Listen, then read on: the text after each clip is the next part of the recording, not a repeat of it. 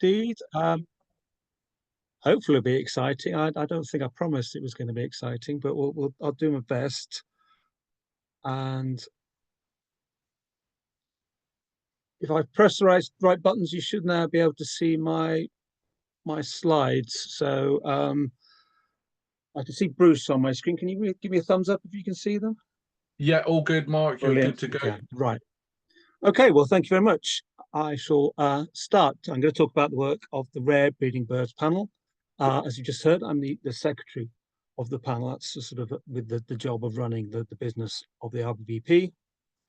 And here you are, is the content of the talk, partly to let you know, partly to remind myself. I'm going to start by talking about why we do what we do, why we monitor rare breeding birds and the value of that. I'm going to talk briefly, more widely, about the monitoring of birds in the UK before then narrowing down and talking about the Rare Breeding Birds panel itself, a bit about the history and what we do and how we do that. I'll then move on to perhaps the most interesting bit, where some of the exciting bits and photos of rare breeding birds. I'll talk about some of the things, just a few of the things that our monitoring has told us, a few of the species that we cover. And then finally, and really the reason for me giving talks like this is to talk about how birdwatchers such as yourselves can help with the work of the RBBP by recording rare breeding birds. So I'll talk a little bit about what there is in Cornwall and how you can help our work by finding and reporting those species. So to that first bit on the why, I've got 5 reasons here. There are more why we should monitor our birds in the UK and rare breeding birds as part of that. One of the reasons is to set conservation priorities, because I'm sure you're aware it's a sort of sad fact that we don't have the resources to do conservation on all the species that we want to help all the time, everywhere. We really have to set priorities to make best use of what resources, what funding conservation organisations have. And one of the main ways, most common ways of doing that is by identifying the species which most need our help. And in the UK, the primary way of doing that is with these birds of conservation concern assessments. The 5th of those was published in 2021, produced by a coalition of conservation organisations. This is something I used to lead on in my previous life, principal conservation scientist at the RSPB. And these lists take all the available data, monitoring data on how our birds are doing, assess that data through a set of standardised criteria in order to put birds on lists of green, amber and red conservation concern, with obviously red being the species of greatest concern. So one example of that will be Montagu's harrier, which at the last review moved on to the red list as a result of the decline you can see in this graph here. I'm afraid, I hope you like graphs because there are a lot in my talk. This shows the population of Montagu's harrier in the UK as monitored by the Rare Breeding Birds panel from the early 70s, when the panel started in 1973. And you can see actually how numbers grew through that time until a peak around the first decade of this century. And since then, there's been a sharp decline.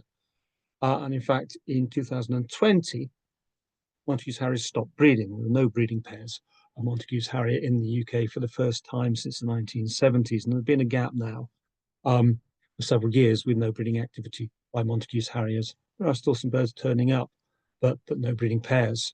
So as a consequence, Montagu's harrier is now on the red list and should get the highest conservation attention to try and turn that state of affairs around.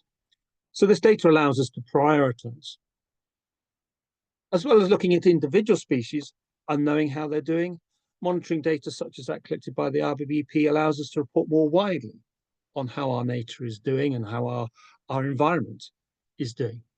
So, for example, producing measures such as this. This is one of the government's official biodiversity indicators, which pulls data from rare breeding birds, commoner species of birds, and other taxa. So there's plant data, butterflies, dragonflies, and so forth in this line. This is showing the average population of species identified as the highest priority for conservation in the UK over the last few decades. And you can see these species, these are red listed species, these are what used to be biodiversity action plan species in the past, how their populations have over halved over recent decades, and in fact continue to decline at the recent end of that graph. So measures like this allow us to see how nature is doing more widely, and very importantly, allow conservation organizations to push for something to be done about this. This allows organizations to lobby and say, look at this, we're losing wildlife, we need resources to be able to turn that around. Our monitoring data also allows us to inform research and find out what's going wrong with nature. Why are we seeing the sort of declines in Montagu's harriers and in overall biodiversity, as shown on that last graph? There's all sorts of things that can be done with our data. Just one example is a lot of climate change research looking at the impact of climate change. This graph, derived from RBP data, shows the average latitude of singing male quail in the UK since the 1980s. And you can see that black line running through the graph going up over time shows that over the years since then, the average location of quail within the UK has moved northwards by about 5 kilometres every year. So quail are gradually moving north through the UK, as are many other species. We can do similar graphs for those. The red dots, in case you're wondering, are years in which particularly large numbers of quail turned up in the UK. Quail are well known for being eruptive, having these years where the numbers can be 10 times as high as average. And we see in those years, most of those red dots are above the line. In those big years, quail push even further north in the UK than they do on average. A fourth point is to say how our data can also inform the conservation response. So as well as prioritizing and suggesting what we need to do, what the problems are, it can direct our response. One of the most valuable uses of rare breeding bird panel data is identifying the most important places for wildlife, where these rare species are breeding, where it needs to be protected for them. So for example, the UK Special Protection Area Network, these network are the best places in the country for wintering and breeding birds, best sites for red-throated divers, for golden eagles and so forth. This network is identified using rare breeding bird panel data and is monitored and assessed whether it's working using our data to see whether those special areas are still maintaining their populations. And finally, if we've done the prioritization, we've got the research, we know what to do, we've informed the conservation that goes on, our monitoring then allows us to measure and assess whether that conservation work is working. Which means that every now and again I can show sort of more cheerful graphs to show conservation recoveries. One of the well-known ones that's happened in recent decades is the recovery of bittern in the UK.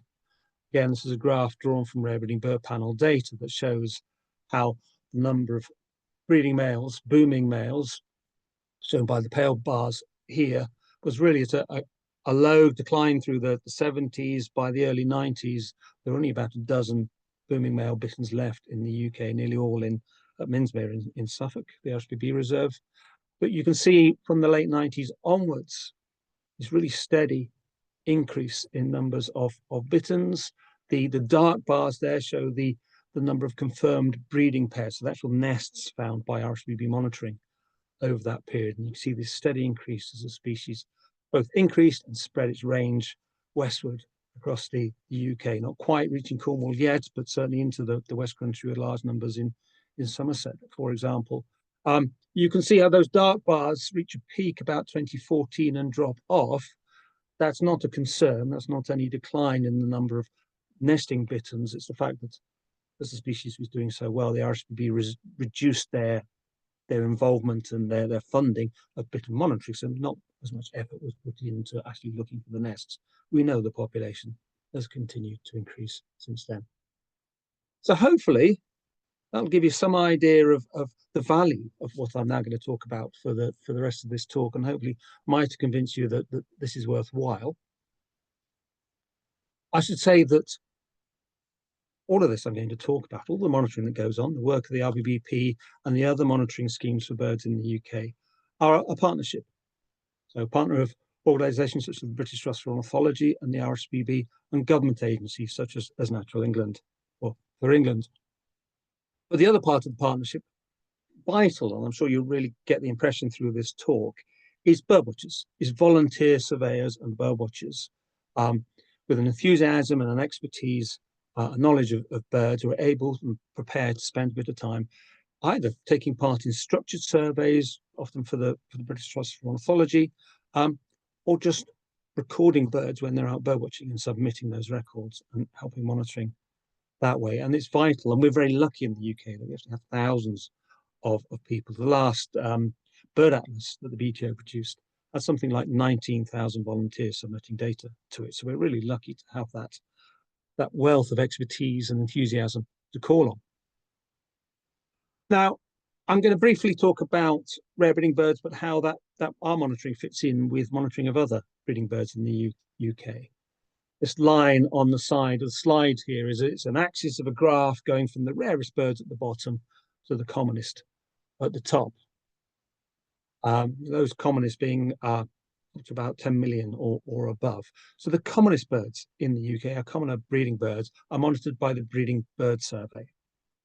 Year, about 117 species have sufficient data collected on them by several thousand volunteers in the BTO around BBS to produce robust trends in their abundance and tell them how they're doing.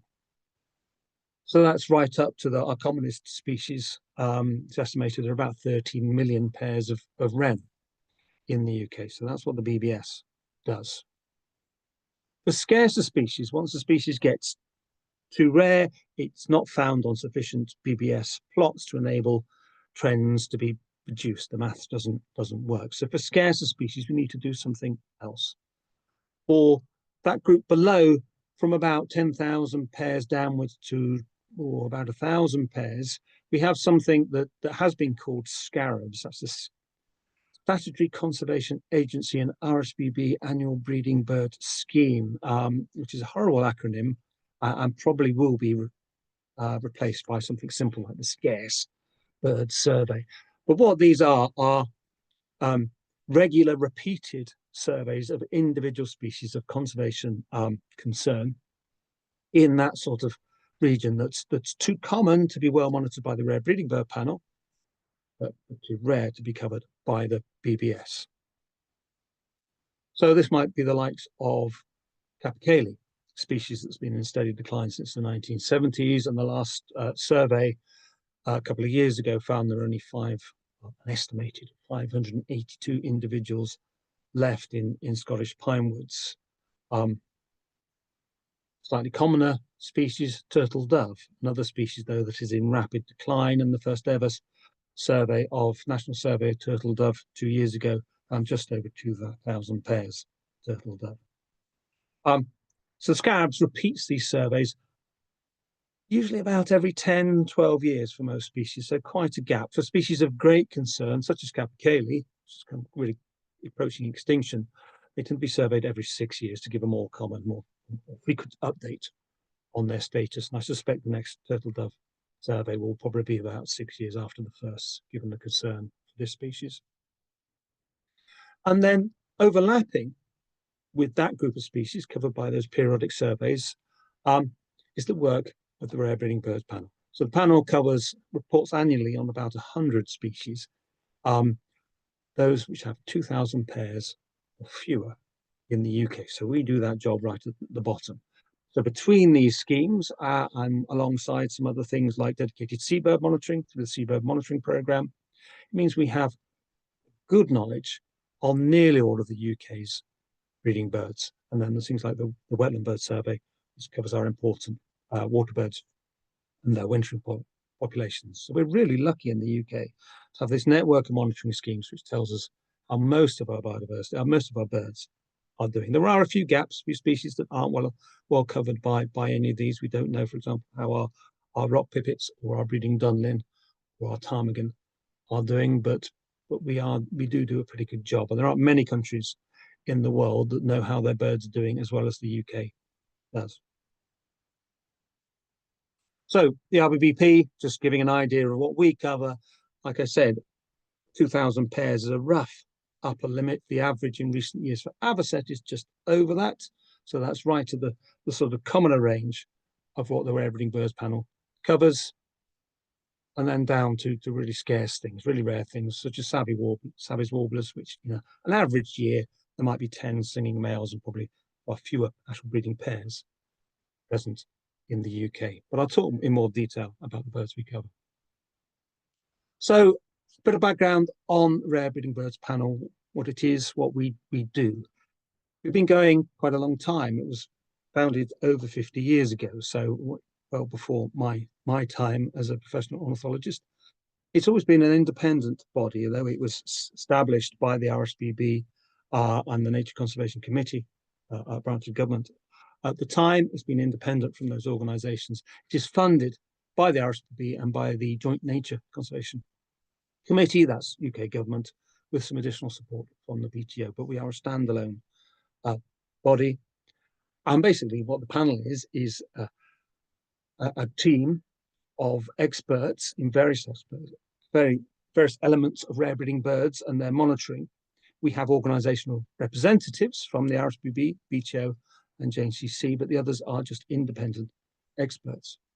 And then there is a professional secretary employed part-time to do the bidding of this panel and to run the work of the panel and do the data collecting and running the database and so forth. And that's me, has been for the last 4 years. Prior to that, I was I forget how many years, I was the chair of the panel before moving to the role of secretary, and I've been a member of the panel now for about 15 years.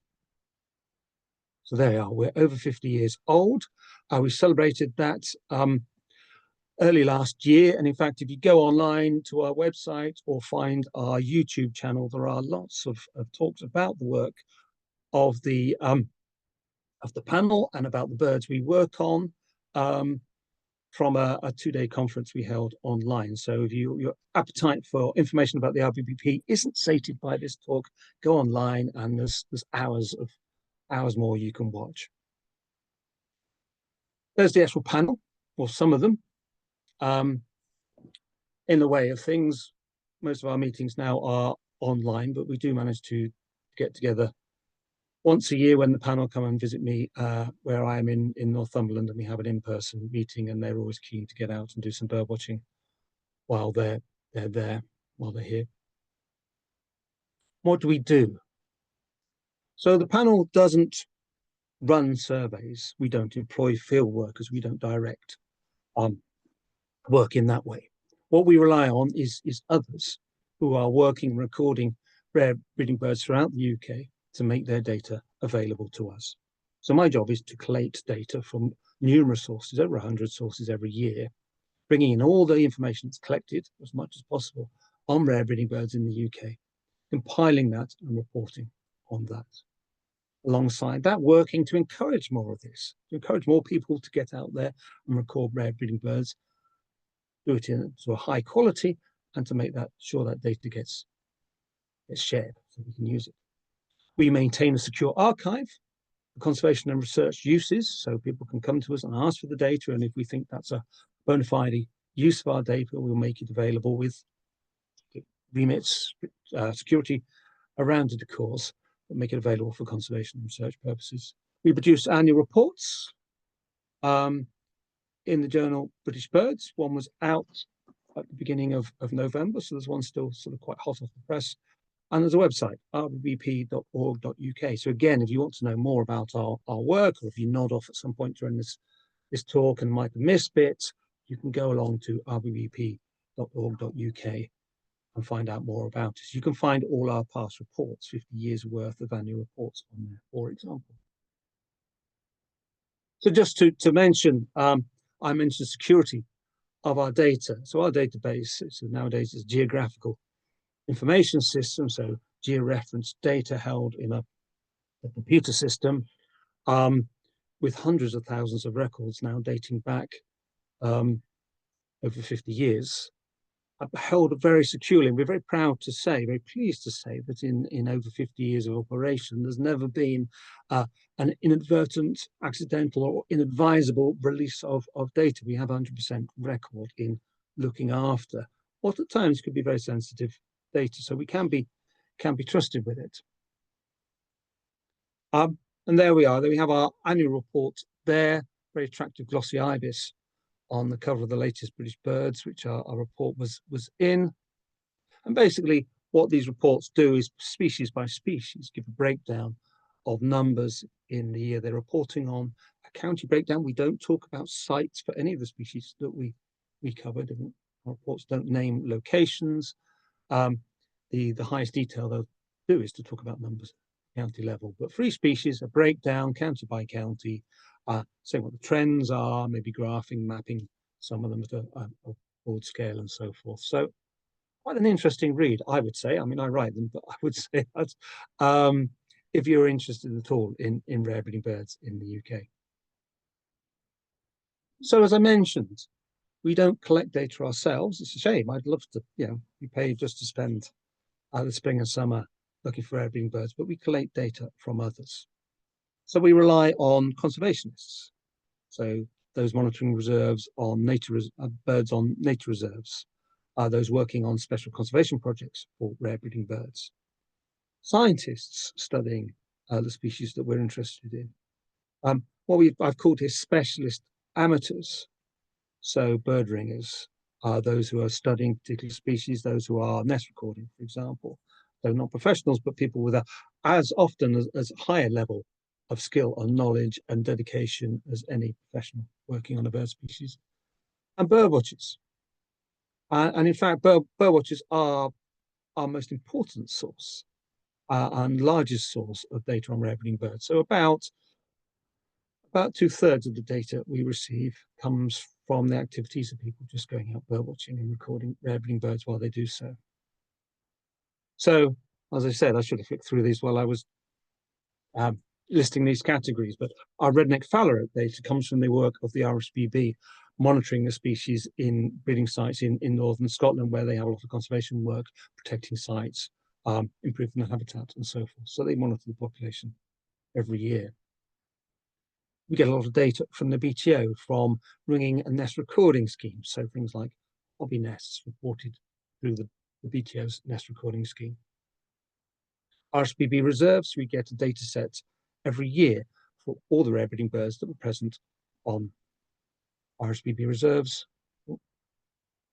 We get data from raptor study groups. So there are quite a large number of experts working on raptors, ringing, in some cases, doing more detailed studies such as satellite tagging. You can see this eagle getting a satellite tag. We get data from their activities.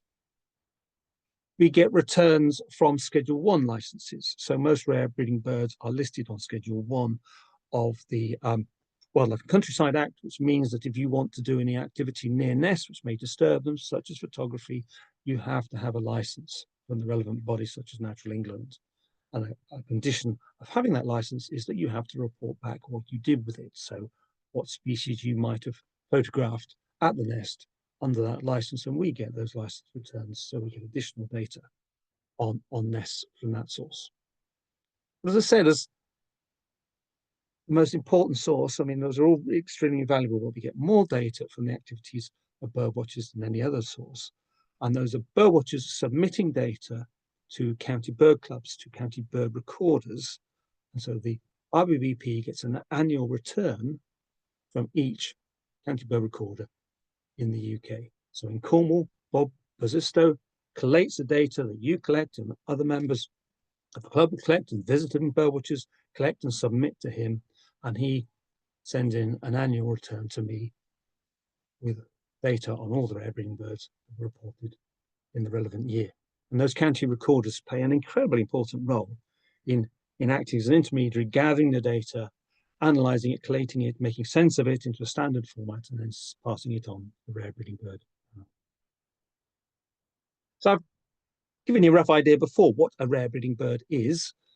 So it's any bird with less than approximately 2,000 pairs, in the UK, of which there are about 80 species regularly breeding with fewer than 2,000 pairs. Roughly, as you saw, I mean, as I showed before, avocet has edged above and may come off our list before too long.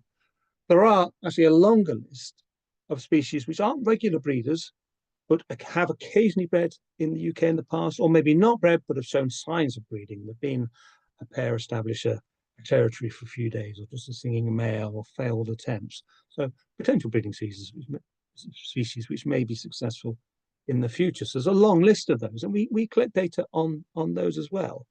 those sort of species may be just passing and never try again, or they may be the little egret of the future, be a new colonizer. We also record and report on rare non-native breeding species.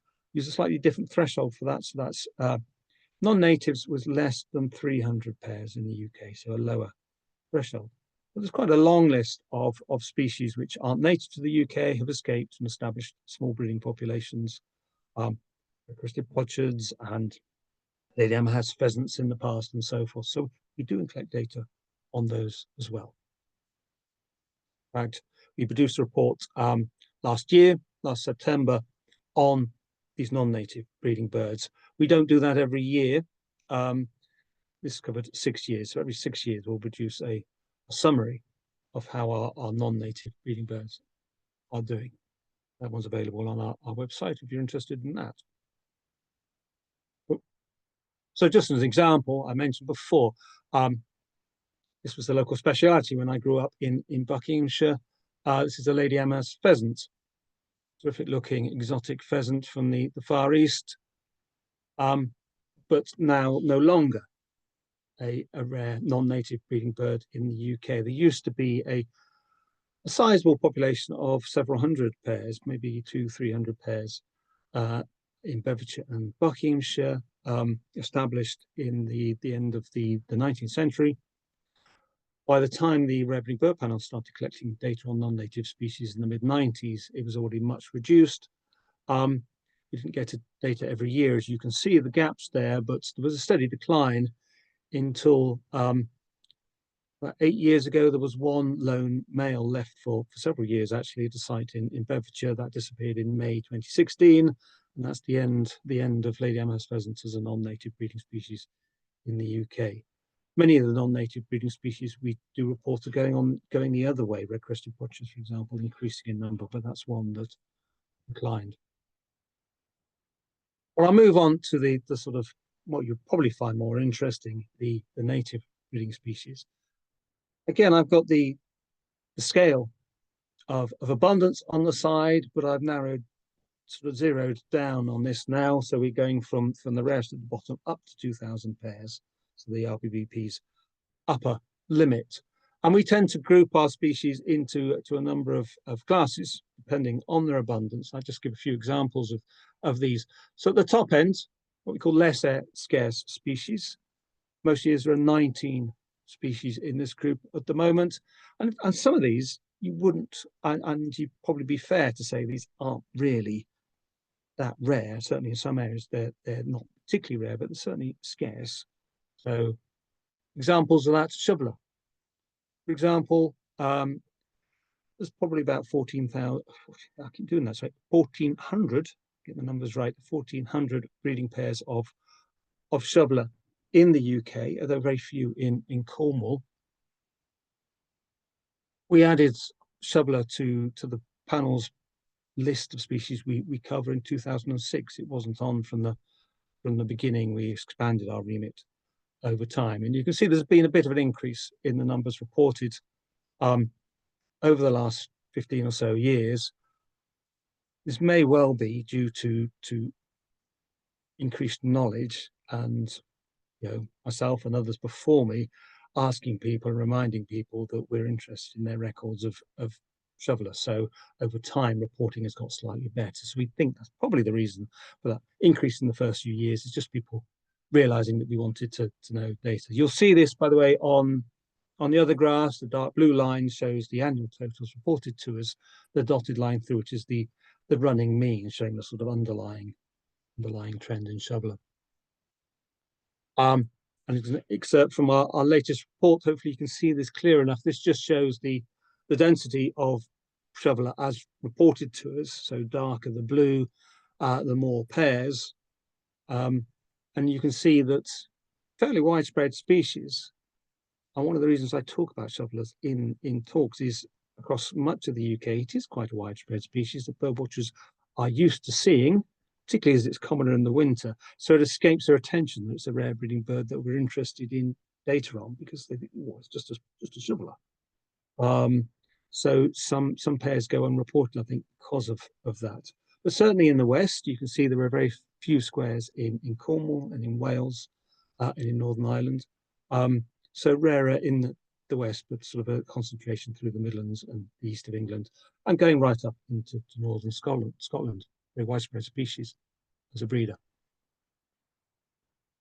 That was a less scarce species. Moving down to our next class, that's species with fewer than 1,000 pairs, but more than 300. So 300 to 1,000 pairs breeding in the UK.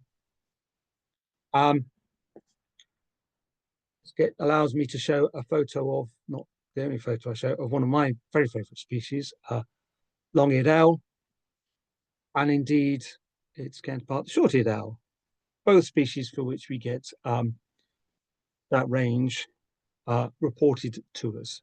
In fact, we believe that long-eared owls are probably considerably commoner than that. I can show you the numbers on the next graph.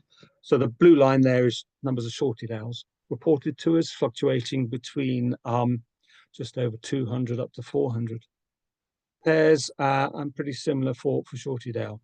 We believe particularly long-eared owl are greatly underreported, and probably they belong in our less scarce category, but they're a very hard bird to find in the breeding season, and there are species which are found in areas with very few bird watchers, very few people recording them, so vastly under-recorded.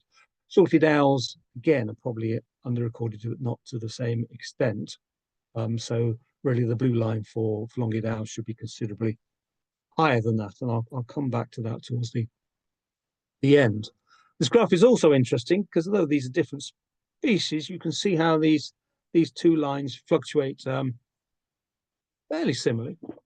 The black dot on the short-eared owl line for 2020 indicates we think it was underreported even more than usual in that year due to the effects of the COVID lockdowns, because of course in 2020 there was a big impact on our ability to get out, find and report any birds, let alone rare breeding birds. So short-eared owls in particular, a species of remote areas a long way from where people live, and we weren't allowed to drive to such places and so forth in the spring of 2020, so numbers dropped. But you can see how these two lines follow each other. Simple explanation for that: both species are heavily reliant on short-toed voles in their diet and their diet during the breeding season. And I'm sure you know that short-toed voles have these quite substantial fluctuations in abundance between years, and so the abundance of the owls that feed on them fluctuate, tracking the populations of the voles as they go up and down. And it's nice to be able to see that in our data.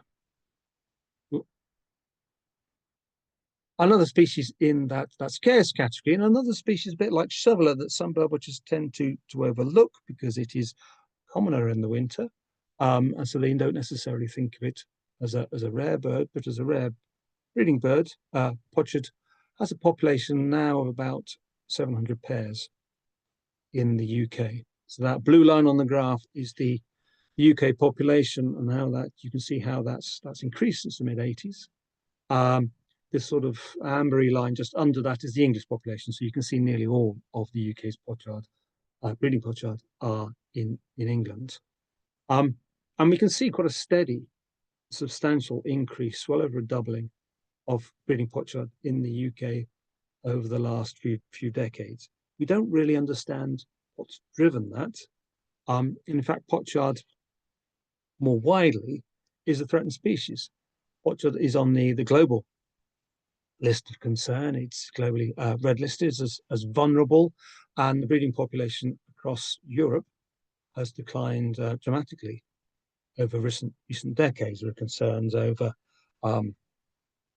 various drivers of decline, loss of breeding sites across Europe, the impact of mink on them, the loss of the black-headed gulls they breed amongst, possible problems with lead poisoning from lead used in shooting, so forth, and there's been a big decline in the European population. And as a consequence, the UK's wintering population has dramatically reduced. So again, a big decline in the numbers coming from the continent, coming from further afield, from Siberia, to winter in the UK.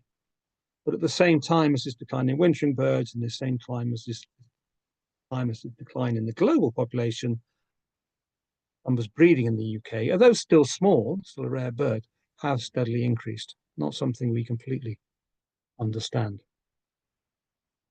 And another scarce species, one that has a substantial population in Cornwall and is really increasing even faster than pochard, is goshawk. That's a lovely photo. I'll just linger on that so you can enjoy that goshawk for a minute. And there you are. That's what's happening with the goshawk population over the last few years.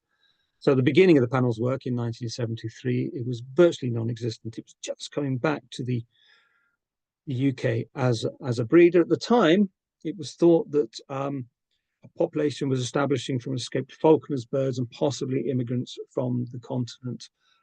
It's become apparent more recently that actually there was a concerted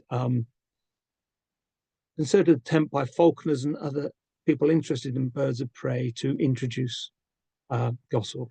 So it wasn't an official introduction. There were no conservation organizations involved. This was sort of done under the counter, but people reintroduced goshawk, and the population, they stayed very rare but slowly increasing for many years. But as you can see in the last few years, numbers are really shooting up.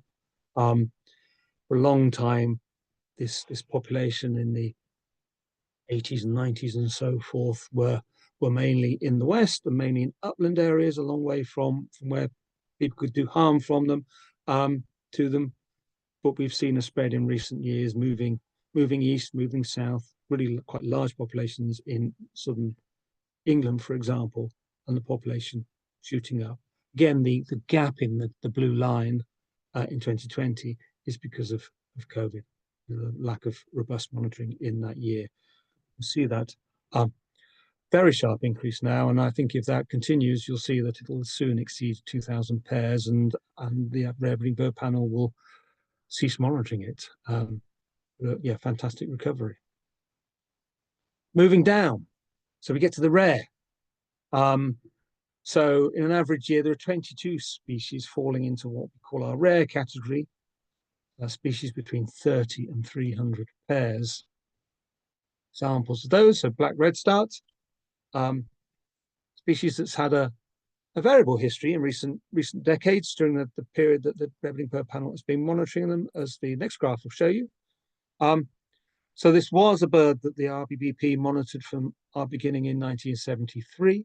But back then, the panel really concentrated on only the rarest species.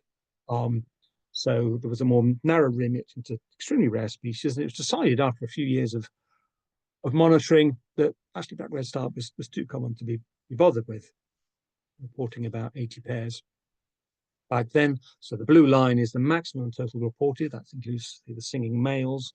The grey bars show where they're actually a pair found, a confirmed breeding attempt, so a nesting pair. So it was taken off, and for a few years wasn't covered by the rare breeding bird panel. By the time of the mid-80s, the panel was increasing its remit, starting to expand its data collection to include some less rare species. So black redstart came back on, at which point the population was doing quite well, over 100 pairs per annum. But you can see here quite a steep decline through the 90s into the first decade of the millennium.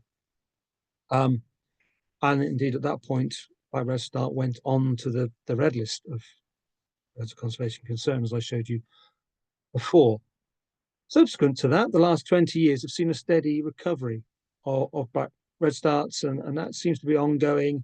It is a species that we might expect with what we know about climate change, the expansion of species, ranges moving north from Europe into the UK, sort of thing you saw in that quail graph I showed earlier. We might expect black redstarts to be benefiting in the UK through climate change, and this may be the driver anyway of this increase we're seeing. So species coming back, and as a consequence of this, now moved off that birds of conservation concern red list, now onto the amber list, doing better.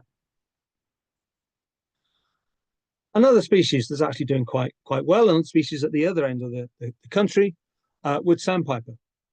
So this was once an extremely rare species of just 1 or 2 sites in northern Scotland, having started breeding in Scotland in the 50s, before the 1950s. That's before the work of the panel. there were only scattered records going back through earlier decades. You can see here from the 70s, like I say, an extremely rare bird. Blue line showing the numbers, and the red bars in this graph show the number of sites it was reported from. And then we reached the turn of the century, and again we've seen this steady increase in the numbers of wood sandpipers reported to the rare breeding bird panel. So now we've got a population that's somewhere around 60 pairs, still in northern Scotland. As well as increasing in numbers, you can see those red bars getting taller. They've spread. So the distribution is spreading across more sites in northern Scotland into western Scotland. So a species that's doing well. There may be partly an impact of greater coverage, particularly through the work being done to impact assessments for new wind farm developments and the like, finding pairs of wood sandpipers in places where people haven't been to birdwatch before. But that's not sufficient to explain all of this increase. So this is a species that is increasing. And when I talked about climate change, expecting black redstarts to do well, wood sandpiper is one of those species of northern Europe, of northern Britain, that we might expect to be doing poorly as a consequence of climate change. And there are indications that some species, such as dotterel, might be declining because of climate change, these northern species. So why another northern species, such as wood sandpiper, and you remember the graph, I didn't show a graph actually, I'm sorry, I'm tripping myself up, but redneck fallow I showed earlier, another species that's also doing well, with distributions right at the north. So again, one of these things that we don't understand, and that's one of the interesting things about working on rare breeding birds, are there plenty of things that we don't understand and need to find out more on. But still, good news, wood sandpiper's doing well. Another species that has been doing well until recently is, and very close to my heart, because the UK's only significant breeding colony is just a few miles from where I'm sitting in Northumberland, is roseate tern. And you can see how the population of roseate tern crashed actually before this graph. So the Rare Breeding Bird Panel started collecting data in 1987 for roseate tern. Population had been considerably higher in the 80s and in the 70s. Before that, there was a shift of many of the UK's breeding roseate terns to the Republic of Ireland. So a shift within Ireland of birds moving south from the north to the south, and settling in some Irish breeding sites. So we've lost some of our birds there, but we also know there was a big decline through various drivers, such as persecution, capture on their West African wintering grounds, and concerted conservation action to address that. And over the last few decades, we've seen a steady increase, still a very rare bird, still almost completely contained to the one colony on Coquet Island in Northumberland, an RSPB reserve, but we've seen a steady increase there. What this graph doesn't show is, of course, the impact of highly pathogenic avian influenza, which you'll be all aware of, which hit wintering water birds and then breeding seabird populations in 2022, 2023. Roseate terns were badly hit in 2022. At least 80 adults on the colony on Coquet Island died, and considerably more of their chicks, about 120, 130 chicks, died. So a terrible year for them. And we know that when I add an extra year to this graph with 2023 data, it drops down. We do know that there have been no further outbreaks amongst roseate terns, and in this last year, 2024, we haven't reported on yet, but the data that's come from the RSPB from Coquet Island suggests they had a fantastic breeding season. So they are in the process, touch wood, of bouncing back from the impacts of HPAI, as are some of the other species that have been impacted. And then moving on, we get really to the bottom of this graph, and we get to the really rare things, the species with less than 30 pairs in the UK in an average year, 20 of those. So the likes of marsh warbler, another species, the species with a declining graph. There once was a small but well-established population breeding in the West Midlands, Hereford and Worcester in the 1970s. That population declined, in fact, disappeared by the end of the 80s. Species then showed a sign of recovering and establishing a small population in Kent through the 90s, and again, that disappeared. And since then, marsh warblers have just been a rather ephemeral species, not establishing any regular breeding sites, but moving around between years, a pair here, a pair there, mainly along the east coast of England. They're a migrant, and it seems to be very much dependent on weather conditions in the late spring when they migrate. Very late migrants, so many birds moving in late May or even early June up to Scandinavian breeding grounds. And if we get easterly winds across the North Sea at that time of year, we get larger numbers of marsh warblers turning up along the east coast, right up into Shetland from Kent. And some of those birds may stay to breed. So these fluctuations in the small numbers we have nowadays are largely related to the weather conditions in that spring period. It's really hard to work out whether we can do anything more to attract marsh warblers to the UK. They're very generalist. They don't seem to be at all fussy in the habitat they use for breeding. They like patches of brambles and rosebay willow herb and just the scrubby ground. So it really does seem to be just small numbers of birds turning up and the lack of any faithfulness to any individual site, which prevents us from establishing a serious population and indeed recovering them to anything like their previous numbers. Here's a species going the other way, and I'm sure you'll be aware of what's happening with our egret species, what's happened previously from the arrival of little egret before this one, cattle egret and indeed great white egret, which are coming in and increasing rapidly in the UK. Now this graph I'll have to explain slightly. It shows these three species I've just mentioned, the three colonizing egrets, and their numbers in numbers of years from when they colonized. So the year zero for these three species is different. Great white egret, that year zero was 1996 when they first started breeding with pairs in Cornwall. And that blue dotted line shows how numbers increased in the first 10 years from 96 to 2006. Little egrets increased pretty dramatically, up to 500 pairs within 10 years.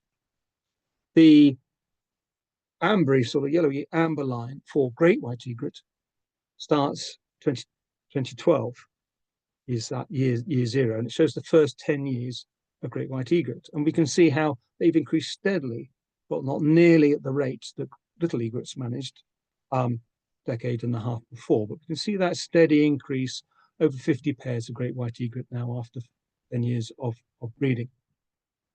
And the red line is for cattle egret, for when regular breeding cattle egret started in 2017. So you can just see the first 5 years up to 2022 of cattle egret breeding.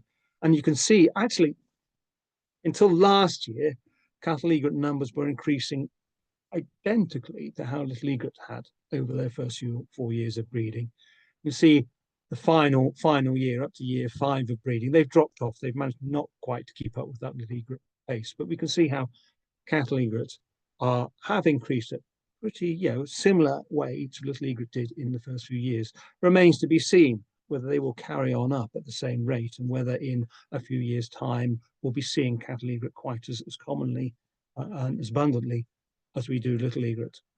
Remains to be seen, but certainly all three species are well established and still increasing, and we can expect them to carry on increasing. Little egrets have reached Scotland in the last few years, for example. So incredible things happening.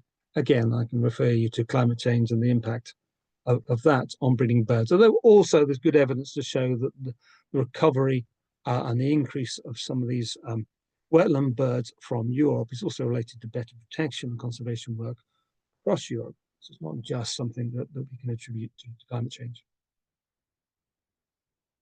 And then something you're not likely to see in Cornwall anytime soon as a breeding bird, talking about the really rarest of the rare of our regular breeders. This is a purple sandpiper. This is one of the purple sandpipers, one of the annual pair purple sandpipers that breed in a remote location in northern Scotland. So it's another of these waders, really right at the southern edge of a distribution which takes them up into the Arctic, across the tundra, across Scandinavia, into Siberia, Iceland and Greenland and so forth. And there is one sort of traditionally used location in Scotland with one pair every year, as long as they're found. So that's an example of our really rarest species. But there are below that, I mentioned before, these periodically breeding species. These species that have bred before, but we don't see every year. And this is a sort of roll call of really exciting and sort of exotic things that have occasionally bred in the UK. Every year we will report records, not necessarily confirmed breeding records, but attempts of some of these occasional breeders coming back. Long-tailed skua is one, for example, that bred once in the UK. A pair nested near Carnoustie on the Scottish East Coast in 1981, I think I'm right. Unfortunately, they weren't successful. Crows, believe that crows got the eggs. Subsequent years, there have been the occasional single or more birds returning, usually to remote Scottish locations. This is a photograph of a bird I saw in Shetland in 2022. That was the third year to come back to the same location in Shetland. So it's maintaining a territory, hoping to attract a mate there. Unfortunately, this bird died of avian flu eventually. So a sad ending for that, and didn't find a mate. This is a bit of paperwork from our archives. Of course, everything's digital nowadays, but back in the 1970s, the LBBP worked on paper, and this is the original form from the UK, indeed Europe's owning breeding record of spotted sandpiper. So this North American counterpart of common sandpiper attempted to breed on the Isle of Skye in 1975. Unfortunately, they weren't successful either. They laid 4 eggs.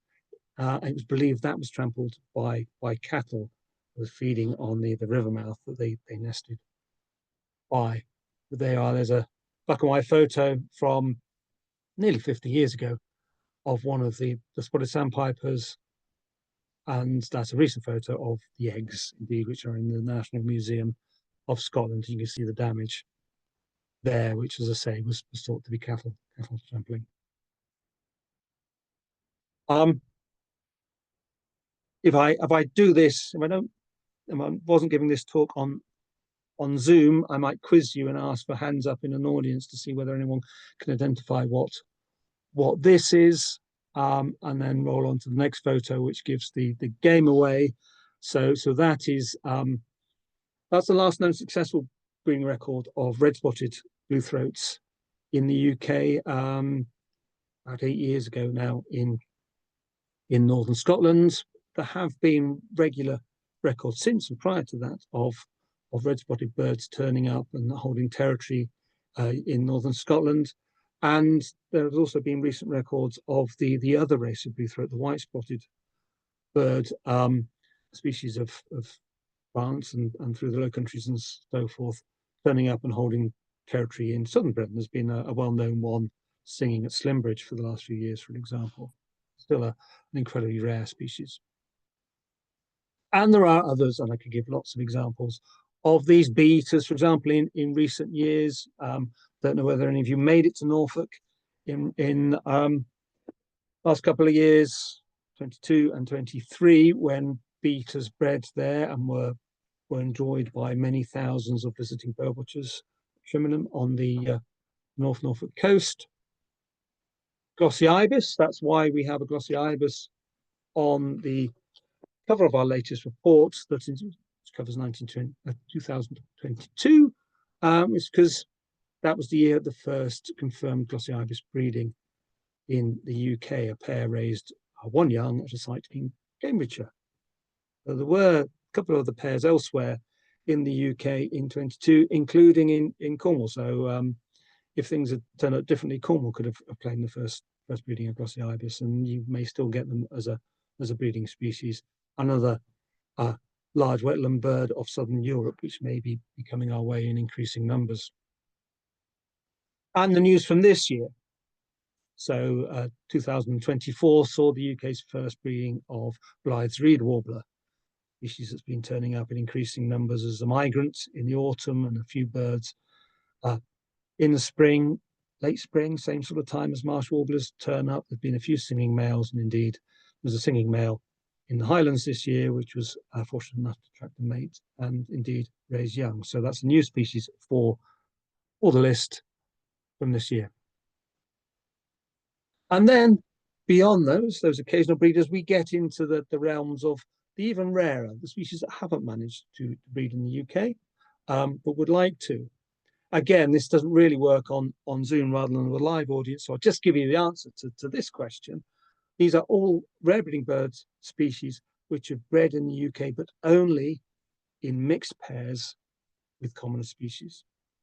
So these are all vagrant species, a long way from their breeding ranges, where the likelihood of them finding another individual of the same species are pretty low. I mean, I know the Blythe's reed warbler managed it, but these haven't, so they have hybridized.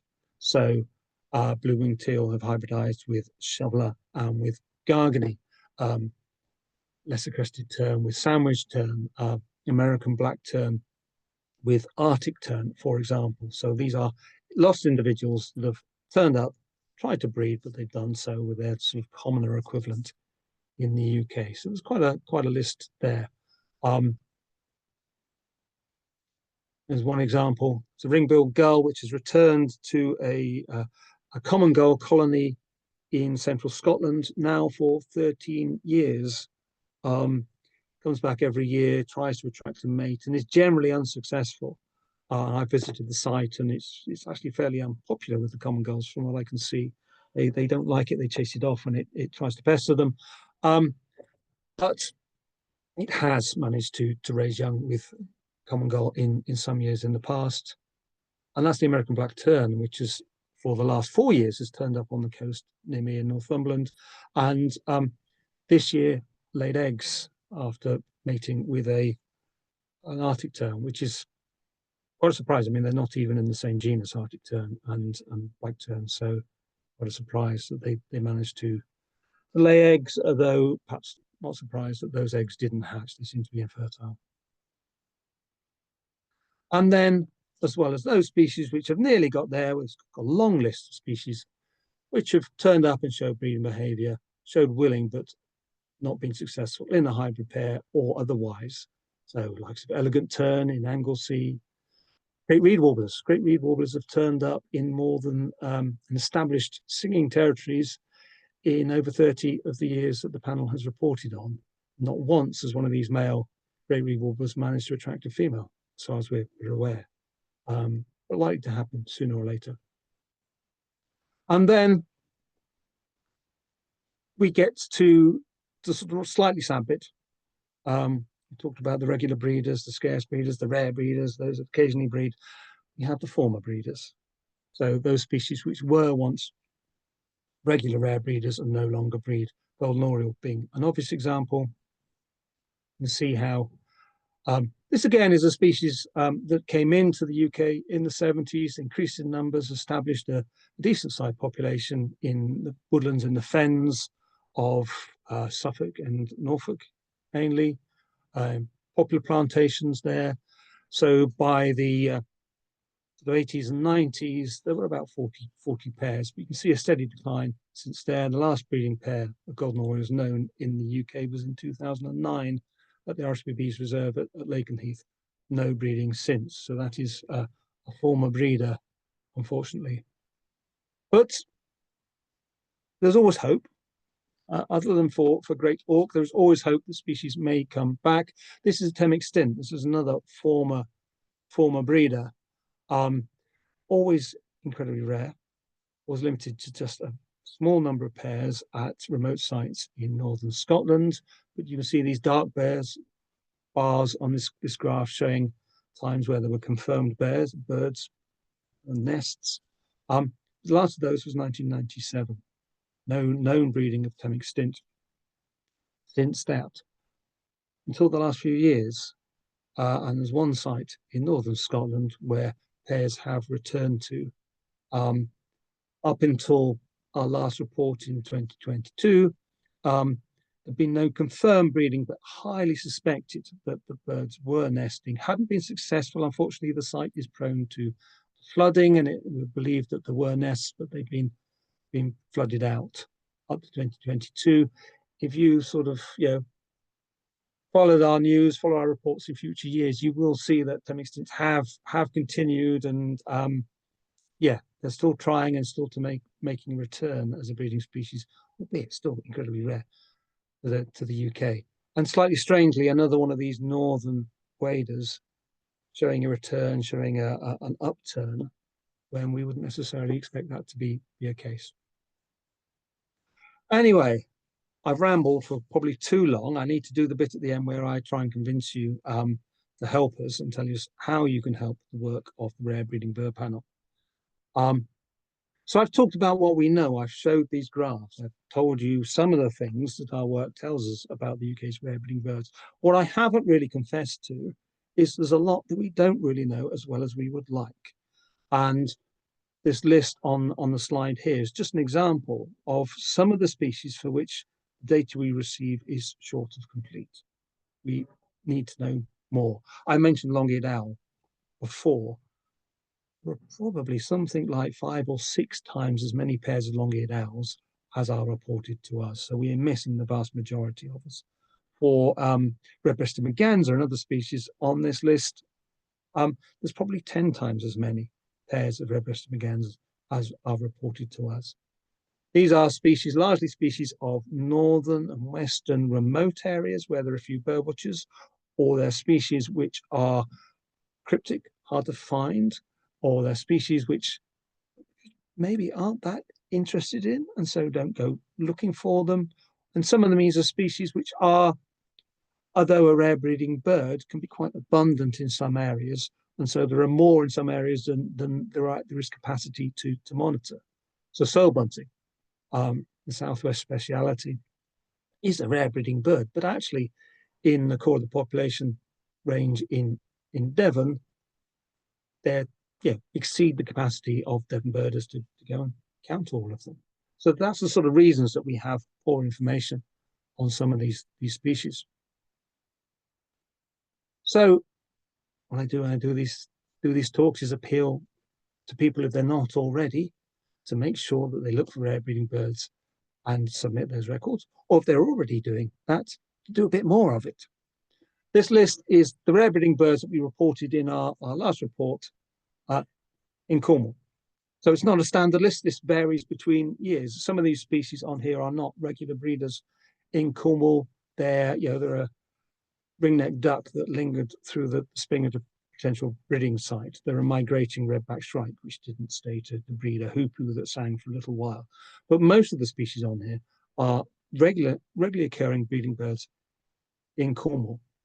So these are the species that you should remember that the panel is interested in. You'll notice there's one non-native on there, Indian peafowl. So please, if you find peacocks in circumstances suggest they might be breeding in the wild, collate data, submit records of them. But the others, you'll recognize these. You'll see some of these species when you're out bird watching, others less so. But these are the ones that we'd like you to look for. And there's undoubtedly some of these species, there will be more pairs in Cornwall than are reported to us. We know, for example, that monitoring of dartful warbler around coastal heathlands in West Cornwall is incomplete. When Natural England did special surveys around the designation of the SPA, so the SSI, down there, they found considerably more than are usually reported to the Rare Breeding Bird Panel. There are quite likely pairs of hobby, of lesser spotted woodpeckers and little ringed plovers, of long-eared owls hiding in places in Cornwall and not getting found and reported. And there may be pairs of these species getting seen by bird watchers, but not getting reported because they don't realize we have this interest in the data. So this is where you can help our work. Remember the work of the Rare Breeding Bird Panel in the spring and summer when you're out bird watching. If you see species we're interested in, remember to make the record, submit the record. If you can't, follow up sightings. If you find a singing male of something early in the spring, return to the same site later in the spring to see if it's still there, to see if there's a pair, to see if there's a nest, and to submit quality records to make sure we get all the information. So by that, I mean dates of records. I mean numbers of birds, sexes of birds, ages of birds later in the year, so we know whether any of those were offspring, were juveniles. Precise location details. Remember that we are 100% record on looking after data, so don't worry about sharing data. And breeding evidence, so classification of what birds were doing using standard atlas codes as to breeding evidence, allow us to define records as possible, probable, or confirmed breeding, with confirmed breeding attempts being any species, any attempt where at least eggs are laid. It doesn't necessarily be a successful nest. So, for example, simply seeing a rare breeding bird in suitable breeding habitat in the breeding season should be regarded as a record of possible breeding. That may be a bird looking to breed at that site. Singing male also is counted as possible breeding. Then moving up in evidence, if you find a pair or a bird holding a territory, you see display such as these marsh harriers. You see birds agitated as if they might be near a nest. That's not evidence of there being a nest, but suggests there might be. So that's probable breeding. And then confirmed breeding records of any evidence which proves that at least eggs were laid. So you find eggshells, you see a nest being visited. Of course, you see recently fledged young, and recently is important. Birds that are young enough that they're likely to have fledged at the site where you see them and not flown in from somewhere else. Another photo here, this fantastic photo of purple sandpipers again at the only breeding site in northern Scotland. So collect that information, submit that information.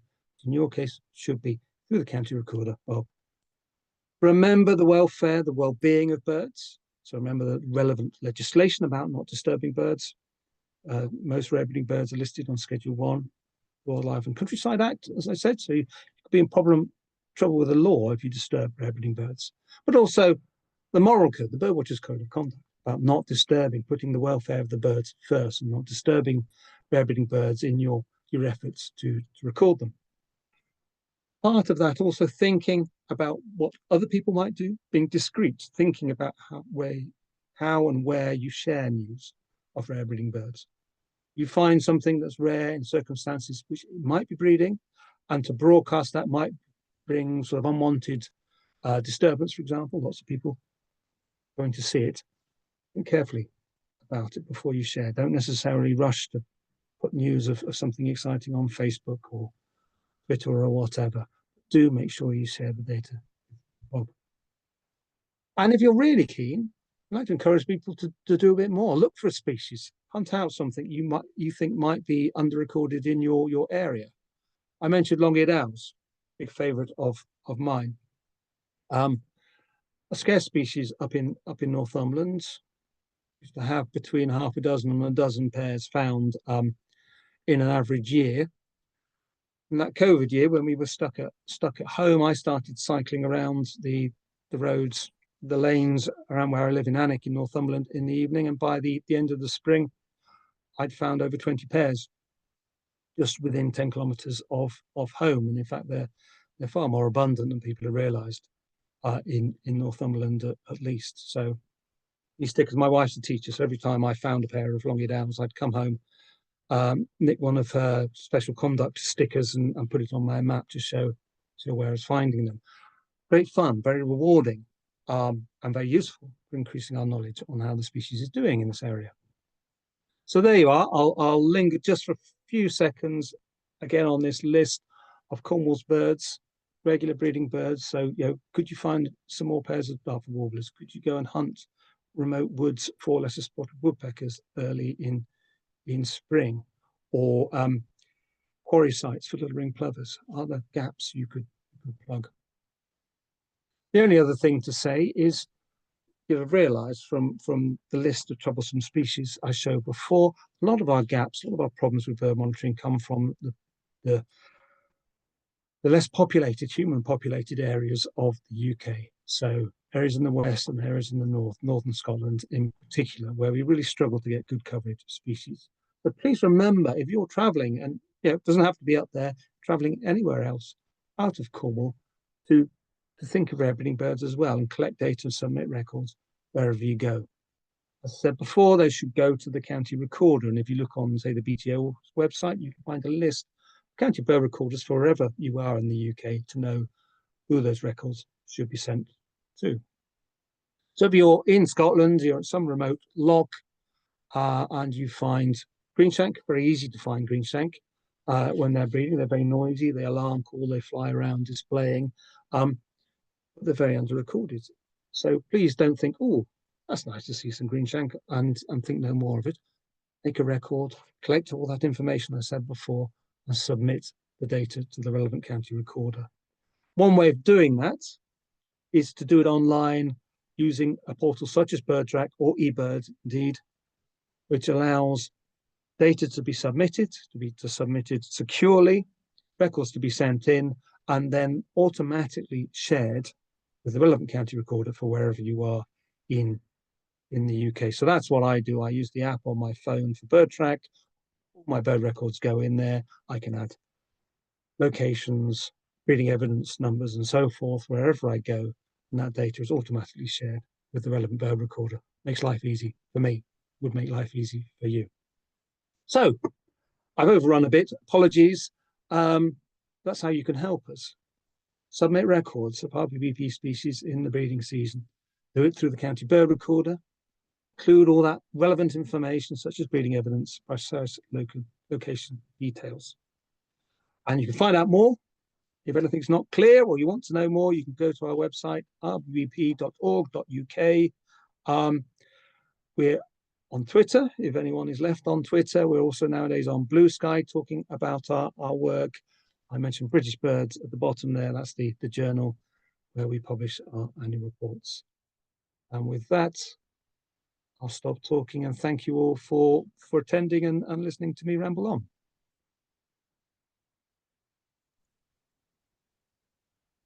Fantastic. Thanks, Mark. That was, well, better than I expected, if I'm honest with you. So yeah, really enjoy that. Please, as we discussed earlier, if anyone's got any questions, please feel free to ask Mark now. I do have one that's come in via WhatsApp from Dave Jackson from West Midlands Bird Club, who is currently in the Antarctic. But he said, could you ask why black-necked grebe has been removed to the amber list in number 5 of the RSPBL species of conservation concern? Is it due to the UK population now being more stable? So I'm pretty sure that black-necked grebe wasn't on the red list previously.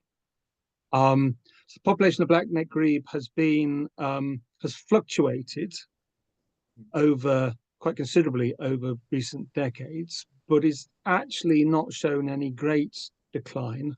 I mean, this is a species that wasn't a breeder in the UK at all until the 1930s, so it is a not recent, but a colonizer which increased in numbers through the latter half of the last century.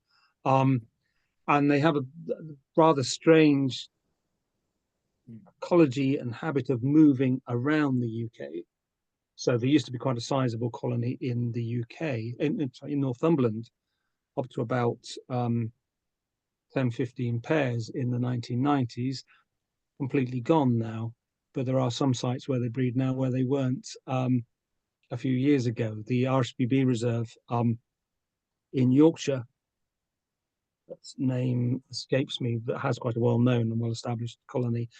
They weren't there until a few years ago. So they shift around, but overall there hasn't been any great declines and no huge concern. So I was rambling on, but so yeah, that's why they're amber listed. They're not a species that's showing any great decline. Fantastic, thank you. Is there any other questions? I think Daniel Eva has some. You should be off mute now, Daniel. Yeah, thank you very much. Yeah, just a few questions. The first one, when is Schedule 1 up for review? Because it's terribly outdated. It's not, unfortunately. The problem with Schedule 1 is it is, and with hindsight, this was a mistake, it's written in as part of the Wildlife and Countryside Act. So to change Schedule 1 requires an amendment of an Act of Parliament. A better approach would have had it as a standalone document that could be revised, but to amend it, it has to go through Parliament. So it's quite a major process. I think in the conversations I've had going back decades, there's always been concern from conservation organisations' side about opening it up in such a way or amendment that, although that would allow a species to be brought onto it, that should be on. So there's a whole load of things. It's just 1981 this was drawn up. So there's a whole load of things such as little egret, which just weren't a breeder in the UK back in 1981, so aren't on it. So don't get the protection from it. And cattle egret and great white egret and more. Yeah. Okay. So you've answered that question then. So yeah, it's not going to be if it's reviewed. opened up, there will be a push to take species off it from those who might not necessarily have the best interests of those species at heart, put it that way. So particularly some of the increasing raptor species, goshawk, for example, I can envisage there will be a strong push to have goshawk taken off it. So it's a double-edged sword if it was ever to be addressed. Okay. So is it fulfilling its aims? No, I don't think. In part, and we tend to use it as a communication tool about good behaviour around rare breeding birds without being drawn into the details of what's actually listed on it. So people don't realise that not everything's on it. So they behave well around all rare breeding birds, not realising the law might be inconsistent for them. But no, it's not offering the protection it could do for some species. And it's but on the other hand, it's got species on it which, if it's intended to be special protection for the rarest birds, shouldn't be on it any longer. Red kite, for example. Yeah. Okay. That's more or less what I think as well. Yeah. Okay. Thank you for that. And on the same vein, Schedule 1 returns, are they being used for conservation locally in Cornwall? No, they don't tend to get used or made available. I think they're underused. So it is only the RBBP that tends to pay any attention to them. Licensing bodies don't tend to do much with the returns they receive. The Rare Breeding Bird Panel collates them, and we would make them available for uses, but we don't tend to get asked for them. They're rather asked, other sources to get the data. Most returns for Schedule 1 licenses will also get reported to local bird call clubs or biological recording centres and so forth. They may get access for conservation uses that way. And the few species that are on Schedule 1 that aren't rare breeders any longer, kingfisher, barn owl, red kite, yeah, I don't think anyone's collating that data, so it's underused a bit. Okay, thank you. That's more or less what I thought as well. So that's just confirming, my ideas about it. Yeah, okay. So if we're trying to encourage more recording of rare breeding birds, which I totally agree with, are we being a bit too cautious with letting people know where to look? I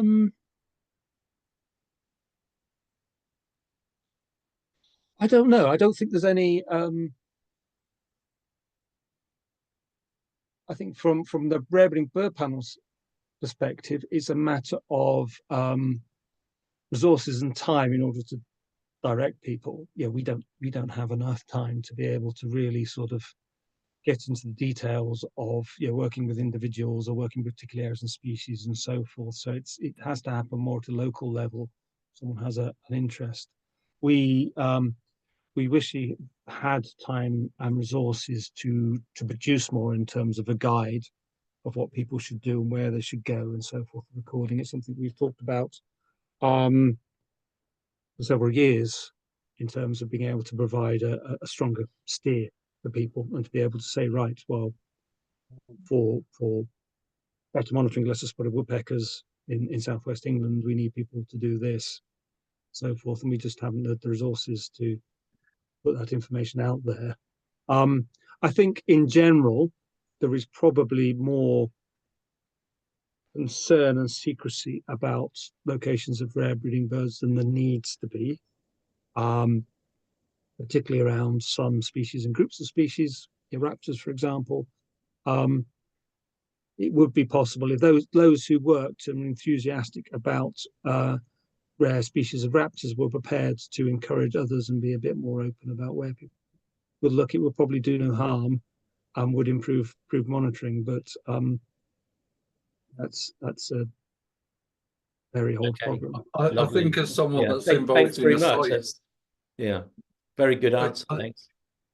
it is a difficult subject, and I'm involved in the sightings team in Cornwall, and we're constantly debating amongst ourselves what can and can't go online for people to view, and it would be really helpful, I think, moving forward if there was some kind of more detailed guidance on what can we get away with and what can't we get away with. For instance, we don't publish any form of record on peregrine falcon at the moment, just because often they're near the areas where they're breeding young all year round, so you put them in a vulnerable position, and as we know, there has been persecution cases involving that species. But similarly, red kite has recently started breeding in the county, and they probably are at no risk at all from the same threat. So it's a job to know what is acceptable and what isn't, really.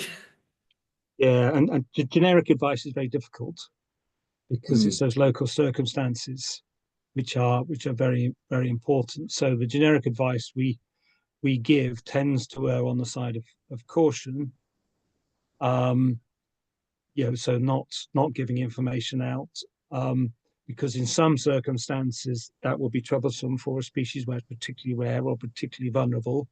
But in other areas in the country, actually, you could probably tell people where they are. I wouldn't dream of telling you where the one pair of avocets on the Outer Hebrides is breeding. But I can let you know there's some at Minsby. It's very hard to be sort of blanket over that, and those needs that local knowledge and say local society guiding what's sensible to report and share. Fantastic. Has anyone else got any questions? I've not had nothing else pop into the chat either, so everyone good? Seems that way. You're free to go, Mark. Brilliant. Well, thank you all for your time, your questions, and your interest. And I'm glad it was better than expected. No, it's really interesting. Thank you very much. It's been fantastic. It's been a really enjoyable evening. And just to let you know, on the 8th of January is our next scheduled online talk with Roger Morgan Grenville from Curlew Action. So let's see if we can top Mark's talk this evening. Thanks everyone for joining. Thank you very much. Take care, everyone. Bye, Mark. Thank you. Absolute pleasure. Take care.